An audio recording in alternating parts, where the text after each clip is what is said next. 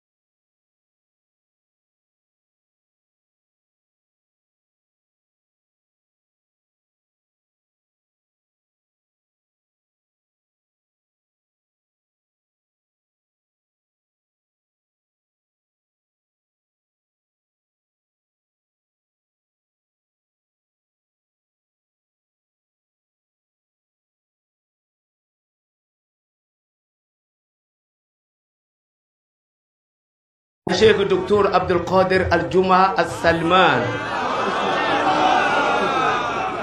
Bọ́lọ̀mbá sóore fara wájú kérú ẹ̀yìn ọmọ bínú.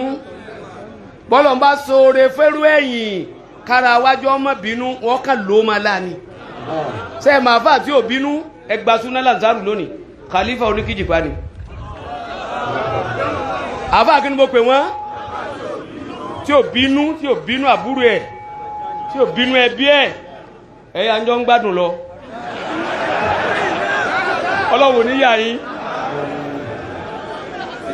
bàbá wa alájẹ́ àgbà ní ká kí yín bàbá wa Sheikhul Ulama Sheikhi wa Murabbi wa Murshidi wa Muwajjihi wa Muallimi wa Mufahimi الشيخ العلامة الوائس الإلوري العالمي العالمي الشيخ ترك الدنيا واتجأت الدنيا برمتها إليه اتجه إلى الآخرة وأقبلت عن الدنيا فإذا نرى الدنيا اتجأت عليه الشيخنا الفقيه الورع الزاهد الشيخ الشيخ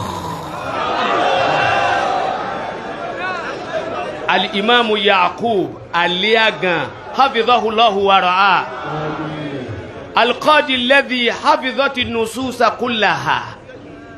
أتدرون من هو؟ إنه أدبي بلا منازع. إنه أدبي بلا منازع.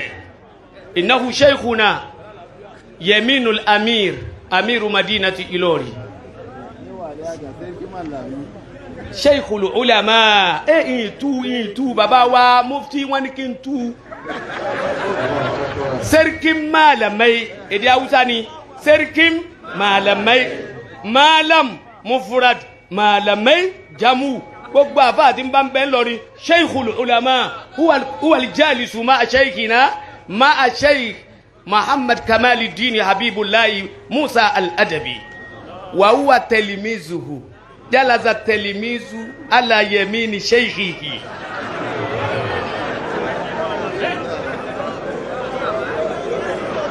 Salati bar fọlọ́n Waziru Sare ọmọ bàbá wa ọba Ìlọrin agbọ́ọ̀tún bàbá wa Justice Harun retired Grand Cadi but not tired Professor Ebansami ẹ bá pè yàn súná téèyàn jẹ́ bẹ́ẹ̀ ọlọ́mọdé wọn ó fi pè yàn púpọ̀ ní téèyàn jẹ́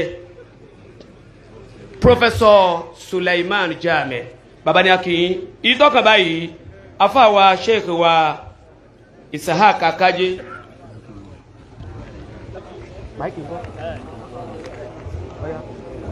subhana man li imamatin yakhtaru wa yara ikhtiyaran minhum akhyaru.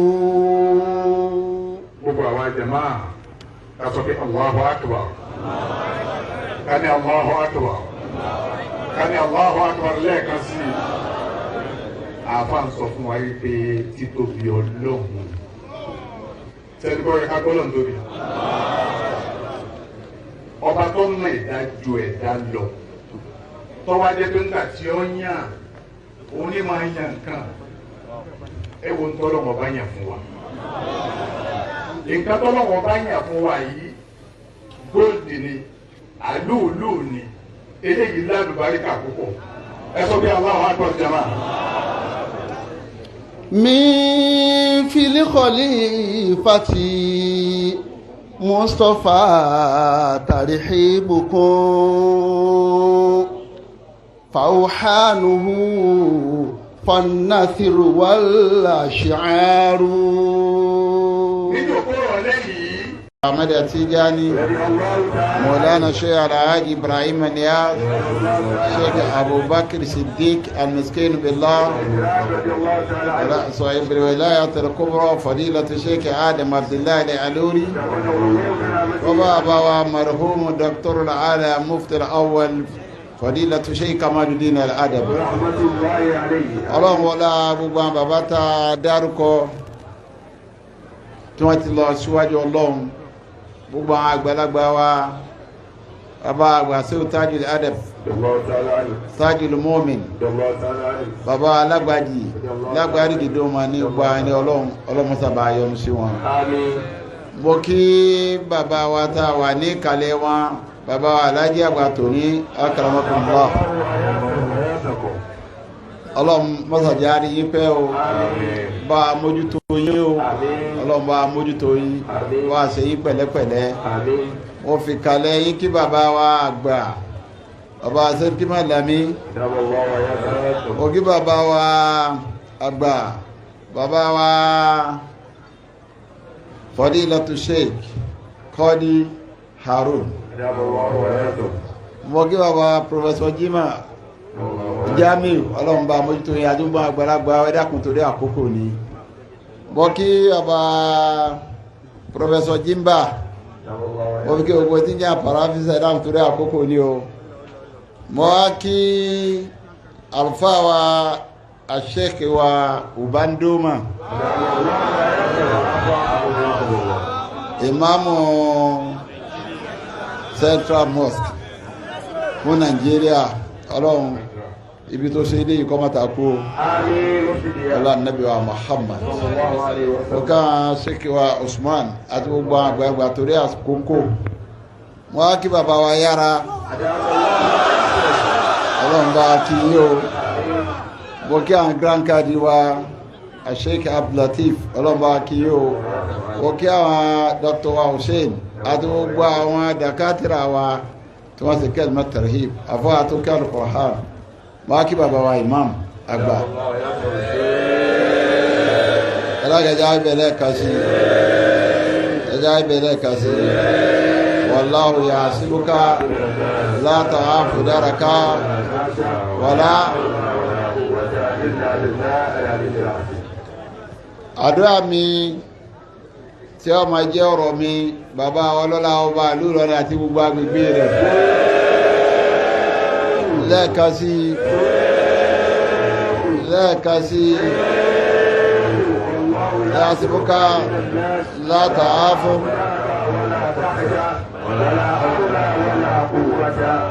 àtìgbà wọn àtàgbà wọn àtọ́lá wọn ọlọ́mọba kàkàjẹ́ ń bẹ́ àtòní wọn àtọ́lá wọn àtòtúnlá wọn ọlọ́mọjẹ kan bàjẹ́ ń bẹ́ ó gbọ́nà tọ́lọ́run wá fi dúpẹ́ fẹ́ dá ní kọ́ bá fi dúpẹ́ fún wọn torí tí ń jẹ́ àṣẹ ìlú ìyọwọ́ wọn lọ́wọ́ ẹni bá sì wọn ó fún ọ̀fọ́ àkáǹkì Sheikh Tijani ó ní anta babullahi ayyumurihi àtàwù min gharika láàyẹ̀dù láàyẹ̀dù ọ̀wọ́ ní anta oníwọlẹ̀ náà ọlọ́run ayyumurihi ìjọba ẹni bá wọ̀ ní o fún ẹni bá gbọ́nà mí yàtọ̀ sẹ́nu ọ̀nà rẹ̀ wọn ò ní sílẹ̀kùn fún bàbá ọlọ́rọ̀ ọba Ìlọrin nù ọba tó wá ní oró ń tọ́pọ̀ tó tóbi tó yìí téyìn jẹ tán tí wọ́n wá rorò àyà àwọn àgbàlagbà láti 46 years ilé àwọn ẹni ọlọ́run yìí kú àmọ́ máa ń sùn bàbá dókítà ló tún lè sáré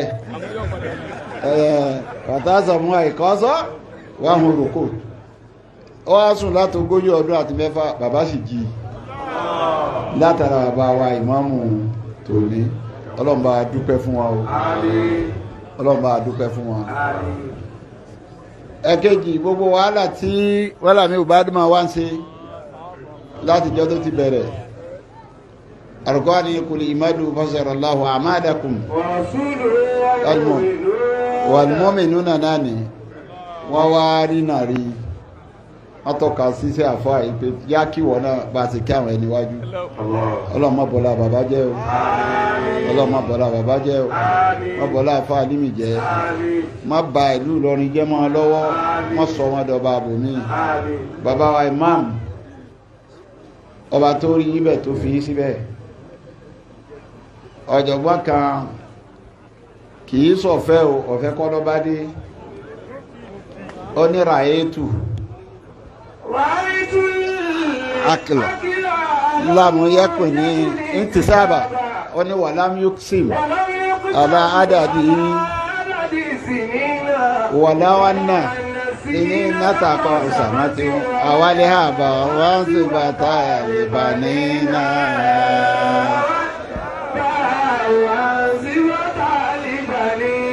ó ń tọ́ ẹ pé kéèyàn lọ́pọlọ bí ìmáàmù wa tó ní tọ́ ẹ pé tí wọ́n dìbò yàn lọ́pọlọ ni àbọ́jú ẹni wọ́n fi pín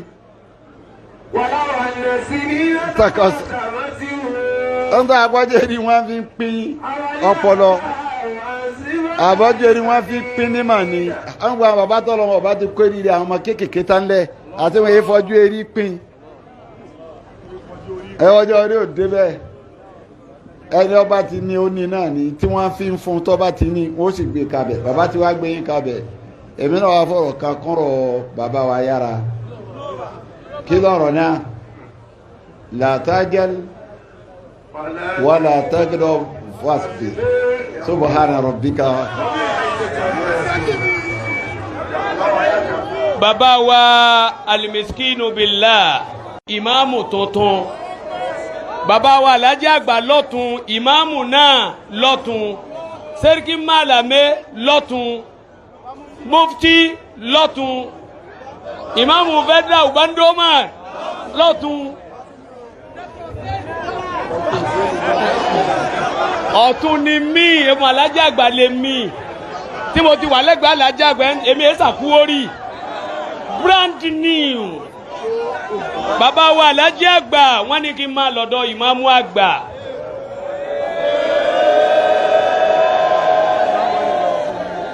bàbá wa alhaji àgbà bisimilah ìmáàmù àgbà.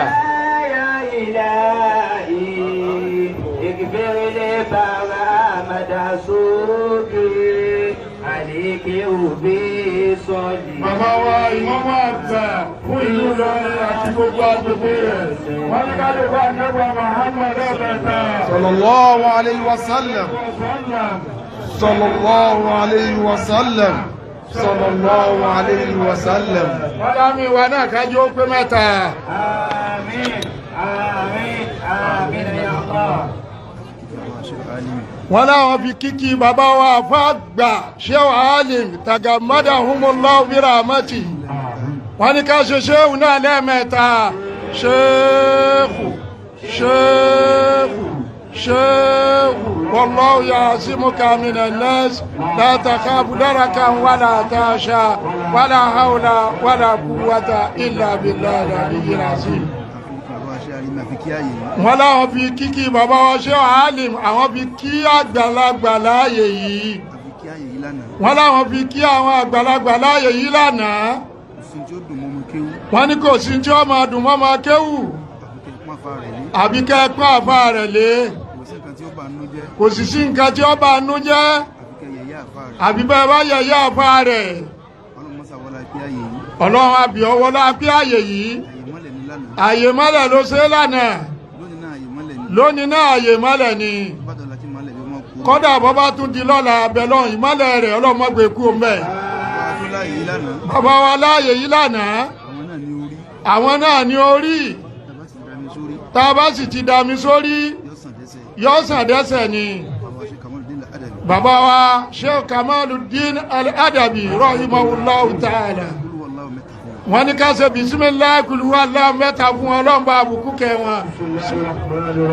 Kul huwa Allahu ahad Allahu samad lam yalid walam yulad walam yakun lahu kufuwan ahad. Bismillahir rahmanir rahim. Kul huwa Allahu ahad Allahu samad lam yalid walam yulad walam yakun lahu kufuwan ahad. Bismillahir rahmanir rahim. Kul huwa Allahu ahad Allahu samadu lam yalid walam yulad walam yakun lahu kufuwan ahad. Amina, amina, amina, amina.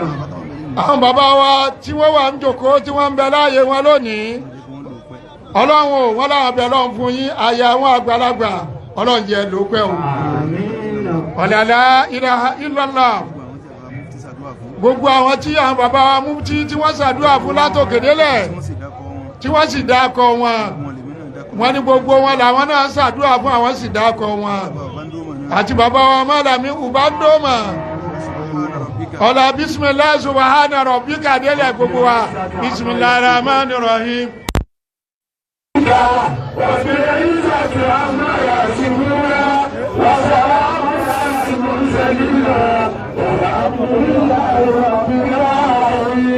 Bàbá wa lẹ́yìn ẹ̀ka.